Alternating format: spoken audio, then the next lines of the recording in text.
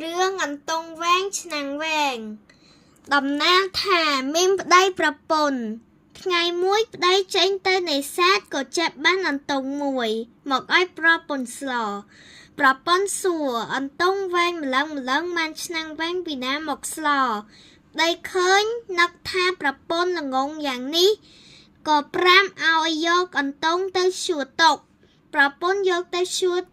hói cách tới bầm bờ côn nồng mồng đây cóយកអន្ទង់មកចិញ្ច្រាំដាក់ឆ្នាំងស្លកកូរលុះឆ្អិនហើយគាត់ក៏ដួសរួចហើយប្រពន្ធមកហូបរួចសម្លអន្ទង់នៅសល់បន្តិចបាតឆ្នាំងក៏ប្តីមិនបានលាងហើយចេញទៅឈួរស្រែបាត់ទៅឯប្រពន្ធដឹងថាប្តីទៅបាត់ក៏ស្ទុះទៅយកឆ្នាំងសម្លមកលិតចុះលិតឡើងឆ្នាំងជាប់ក្បាលមិនចេញមិនរួចរត់ទៅពួនក្នុងមុងលុះប្តីត្រឡប់មកវិញមិនឃើញប្រពន្ធក៏ស្រែកហៅឮសូរកងួរប្តីសង្ស័យចូលទៅមើលឃើញឆ្នាំងជាប់ក្បាលប្រពន្ធក៏វាឆ្នាំងបំបែកប្រពន្ធស្រែកឡើងថាយ៉ាអញពួន